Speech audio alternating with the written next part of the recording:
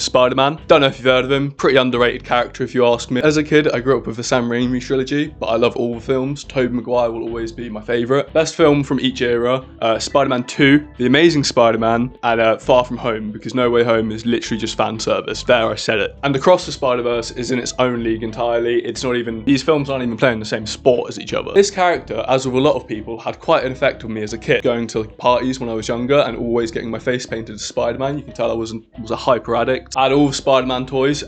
I know.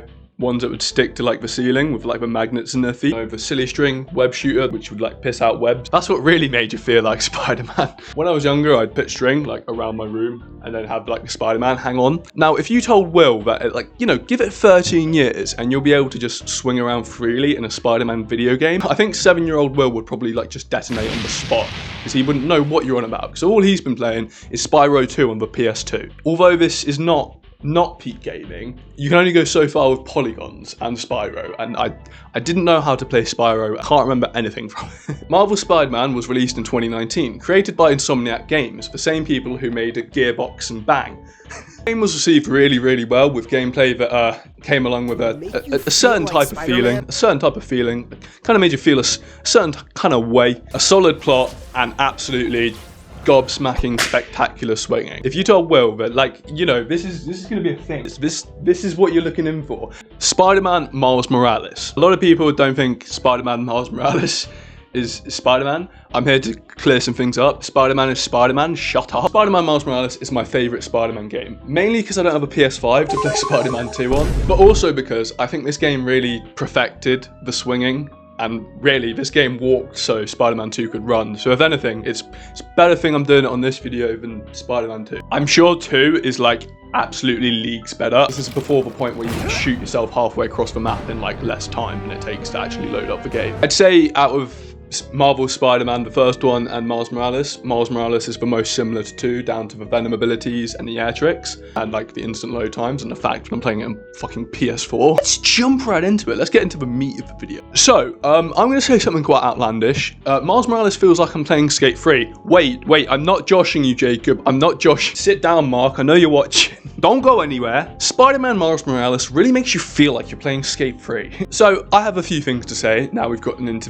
the meat of the video, the steak. The amount of tricks and ways you can express yourself in this game is absolutely bonkers. Like, I've just spent so many hours just watching Miles like swing about with these tricks, but I honestly just I've lost days. I've lost my kids. We thought we were eating good in the original with Peter's like swinging, but to be honest, that feels so janky now compared to Miles that it's honestly quite difficult to go back and play. I find Peter's swinging style a lot more precise than Miles, but also that's just down to it being the first game. The animations that go along with each trick Miles Morales performs are honestly crazy, and I love each and every single one of them. In total, there's 21 air tricks you can perform. Something else that's really cool with this is that you can actually chain Miles' Venom abilities into these tricks.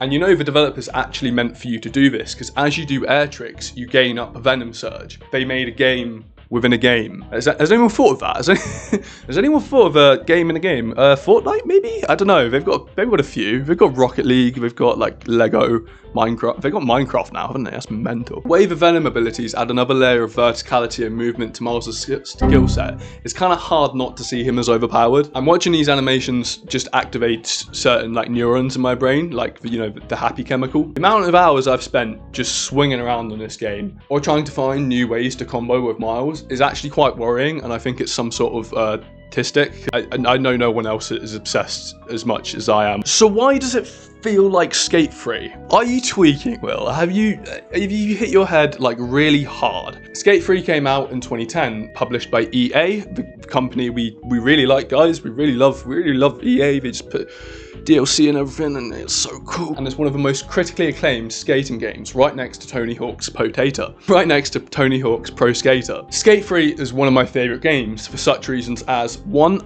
I can't skate for shit. 2, I can't skate. 3, I own a longboard, so it makes it near enough impossible. Why does it feel like Skate 3? Why am I saying this? What's the point of this video? So the speed, the momentum, and the skill ceiling, and I hear you say, Will, Miles Morales has a skill ceiling? I'd say it takes about half an inch of brain power to pull off some other moves in Miles Morales. I still can't do the ones where you fall down and go on your phone. So you can't just hand Miles Morales to another person and expect them to be good at swinging just like that. Even though it is pretty easy to pick up, it's kind of like, well, there is an optimal way you can swing around in Miles Morales. And obviously minus the skateboard in Miles Morales. Although that would be pretty cool. Games that should bang. Miles Morales X Skate 3. Bring it back, Naked Jacob. Just imagine if like Miles had like a skateboard. Like probably a sick game. I'd buy that. That sounds amazing. Miles plus skateboard. I think you've got a banging game. Now, if you thought skating in real life is difficult, which it definitely is, it doesn't really get much easier when translated into game form. I'm just saying this now, I'm not good at Skate 3 either. I'm equally as shit at skateboarding in real life as I am in this game.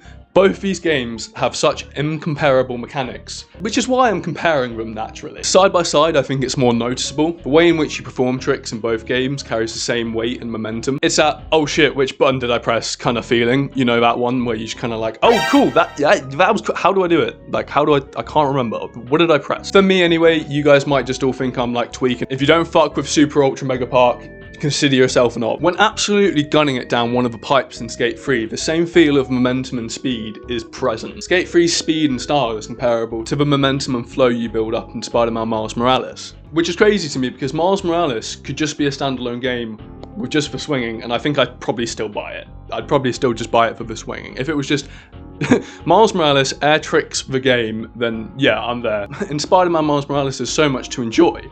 But I just can't be bothered because the swinging is just so good, man. You know, crime is being committed, I'm on my sunflower shit, like, I don't care. I feel like the same parts of my brain are being accessed when I play both of these games when I'm trying to do tricks. Skate 3 really makes you feel like you're Spider-Man. Now, if you've noticed, I've been using PS4 gameplay, which means this hasn't been at 60 FPS, which kind of makes my whole argument void because it's not as smooth, stylish, or fluid as I've really been saying it is. I have a story behind this. So, I did actually have a PS5, but I sold it for the Zelda Tears of the Kingdom Nintendo Switch.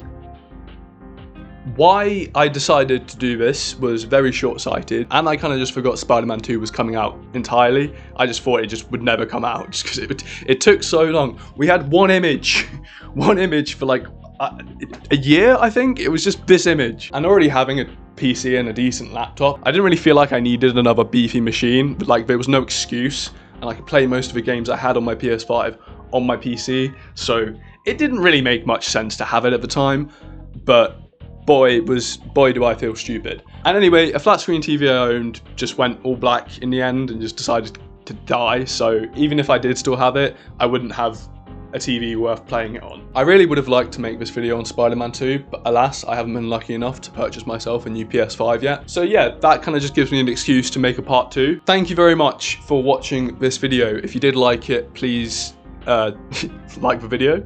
Subscribe. But can you imagine doing skateboard tricks? Like, that would be mental on Miles Morales. If you were like, just, you know, you're swinging about and then he pulls out a skateboard.